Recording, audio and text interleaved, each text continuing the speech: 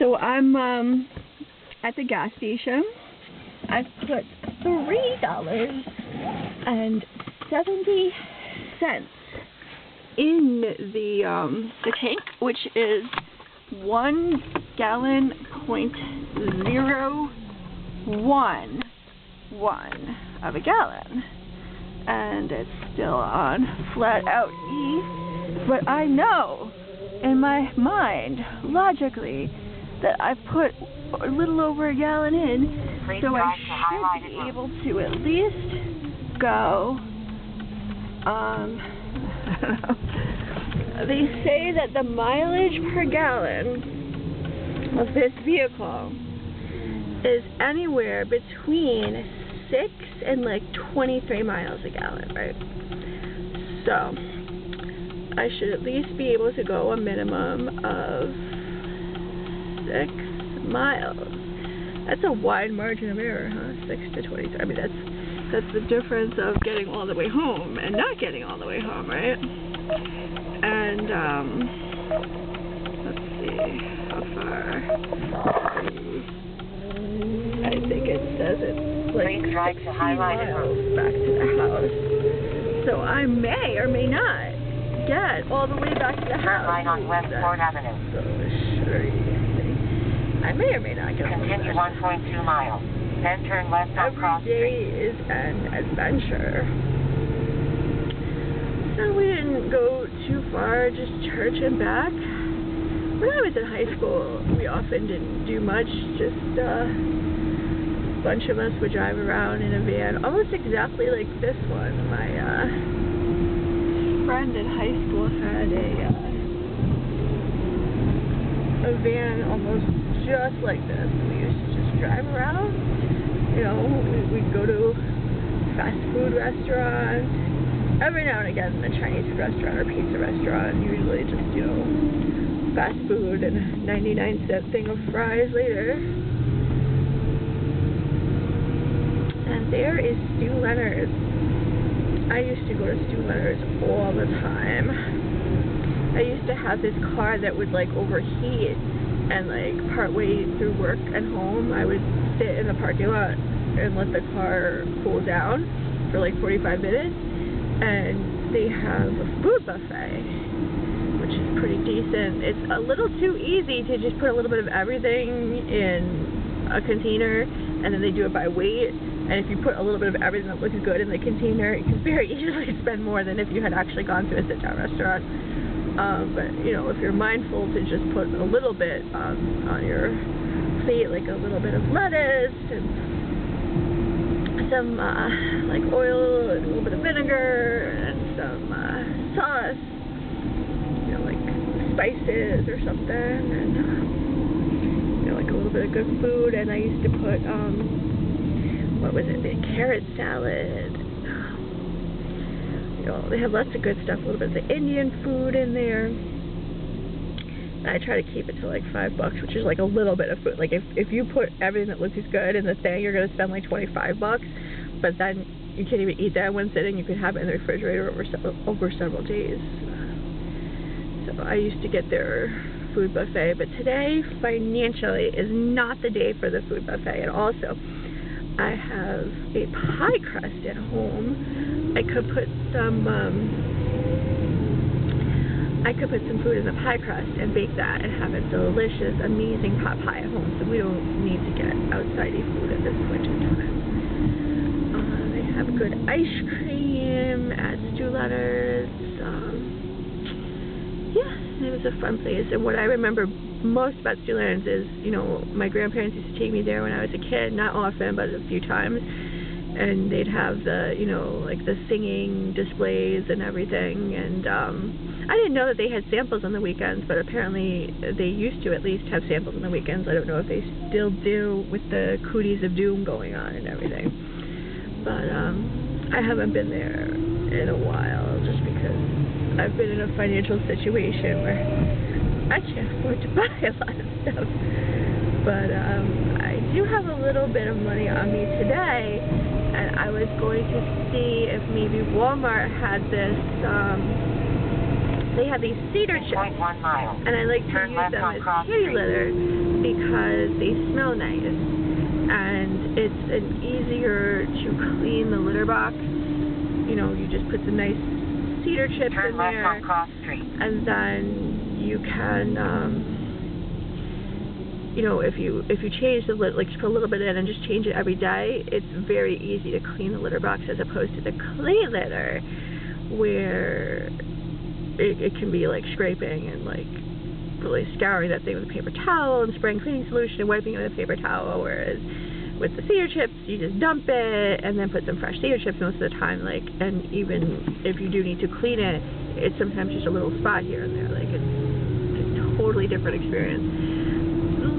And the price range is actually not that bad. It used to be $10 for like this 2.3 miles. huge thing Then of turn cedar right chips, on Cross like the size of a bale of hay, like huge, like a big one.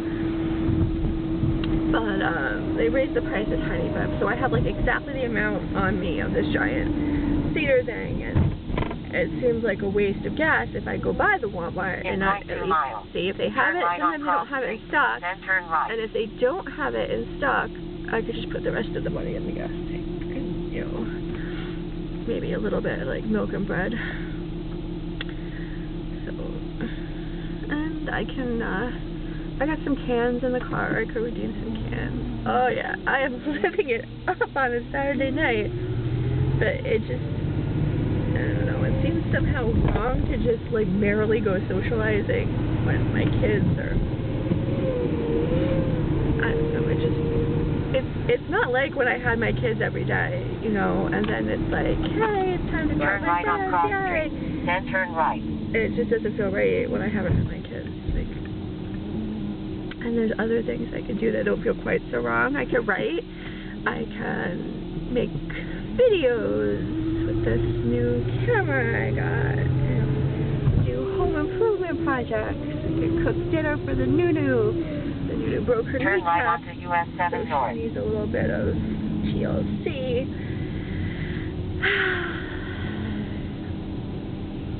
I got things to do to occupy me, but am I also harming my family by not really trying to get a significant other? Like, I could get on that dating app and, you know, make a date to go out, or just go out to an evening thing that I enjoy and see what people I meet there. But it's not as easy to mix and mingle with the conies. Like, pretty much everyone has to stay with their little group or party, so mingling happens less. But it does happen. And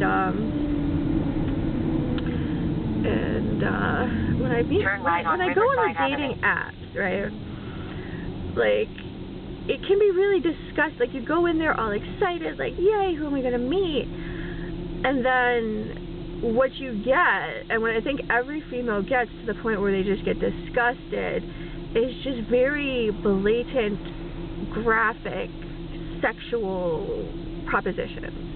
And you can make your dating profile like as demure as you want, and you still get these. And you get like people with, they have no profile picture and they're married, or they just say that they're married, or maybe they're in an open marriage and they're basically just looking for someone to screw around with. And, you know, even if you're into that kind of thing, because there are people that are, it seems like the messages that you would get wouldn't be inviting, even if you were open to things like that, because turn left on Bedford Avenue. Then turn left. The messages, they seem like they want to embarrass and disgust you and make you upset. Like, it seems like the point Drive 1.1 miles. is Then to be turn left onto disrespectful or I-95 hurtful. south. And then, like, even if you get like a normal message, and so it's like I start corresponding with someone, and then like it turns sexual like almost immediately, and you just feel disgusted, and then you're like, well, you know, some people might want to just have sex, so, you know, maybe they're just asking, and then you're like, no, you know, I'm not into that. And then it's like the person gets like, well, you ugly bitch, but like, it's like the person gets so hostile, and it's like you weren't even rejecting them, you weren't even saying I want to go out with you, you were saying I wasn't open to what you were suggesting at this point in time.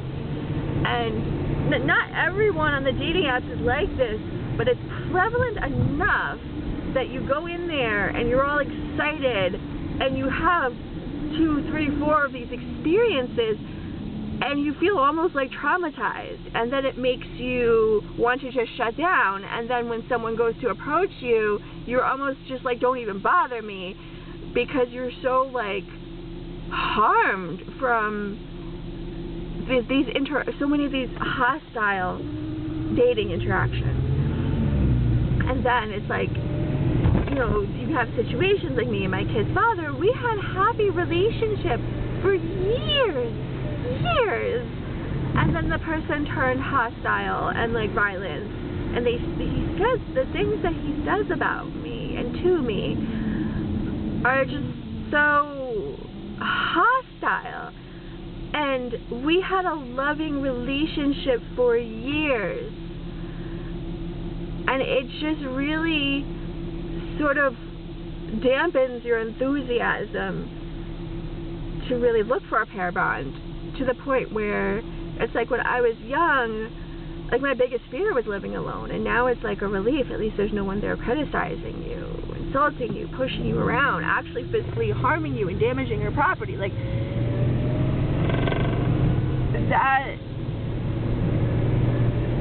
that's been unfortunate. And it's like you go into like dating, like it should be fun. It should be fun to get to know someone. It should be fun to go out with someone. But you have so many hostile experiences, it just stops being fun. And it gets to the point where if you do meet someone, it's almost by accident. They say, oh, you meet someone when you're not looking for you know, because it's almost an accident. You almost like trip over it, because there's just so many harmful, hostile experiences I've waded through. Like, I was walking down the road, and continue 1.6 miles. Then keep left on Route 95 south. But it's just prudent not to get into a car with a stranger, so I'm like, no. And then he's like, oh, I love your ass, and like he started saying all these things that's like, wow, I'm glad I didn't get into a car with this son of a bitch, huh?